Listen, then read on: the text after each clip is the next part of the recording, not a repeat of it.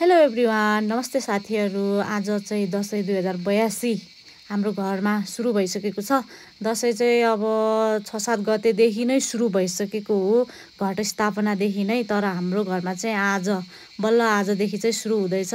हाम्रो घरमा चाहिँ आज खसी काट्दैछौँ, त्यही भएर सबैजना जम्मा हुनुभएको छ। हजुरबुवा, हजुरआमा, अङ्कल, बुवा, मम्मी, बाबु सबैजना भेला भएर हामी चाहिँ आज खसी काट्दैछौँ। तर अन्य फ्यामिलीहरू चाहिँ हाम्रो आज उपस्थित हुनुभएको छैन। सबैजनालाई म यहीँबाट नै मिस गर्छु। अब हाम्रो के हुँदैछ भनेपछि हामीहरू खसीको लागि पानी तताउँदैछौँ साथीहरू। सुरुमा चाहिँ पानी तताउनै पर्यो खसीको लागि।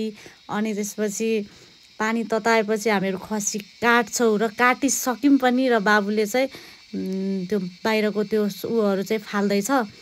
अनि एकदम सुपर एक्साइटेड छौँ आज हामी सबैजना मासु खानलाई। मासु चाहिँ खानै पर्छ है साथीहरू, दसैँमा छुट्याउनु नै भएन होइन। अनि हजुरबुवा चाहिँ त्यो खसीको टाउको चाहिँ पोल्दै हुनुहुन्छ। अनि बुवा र अङ्कल चाहिँ यो खसीलाई चाहिँ राम्रोसँगले त्यो बेसार हालेर बेसारले चाहिँ दल्दै हुनुहुन्छ। बाबु चाहिँ यसो खसीका खुट्टाहरू हेरेर थुक निल्दैछ। धेरै भएको थियो खसी खान नपाएको मेरो भाइले। त्यही भएर आज चाहिँ खसीको खुट्टाहरू हेरेर थुक घुटुक घुटुक पार्दैछ। र बुवाले खसी काटिसकेपछि चाहिँ यो मासु दुई घरलाई भाग लाउनलाई हाम्रो घरमा चाहिँ अब दुई भाइ बुवा र अङ्कल मिलेर काट्नुहुन्छ, त्यसैले भाग लाउनु भयो। अनि अङ्कलले चाहिँ यता कलेजो पोलेर खायौँ हामीहरू। अब घरमा यो मासु पनि पाक्यो, मासु पनि खाँदैछौँ। र मेरो मिनी भ्लग आज चाहिँ यति। ल बाई।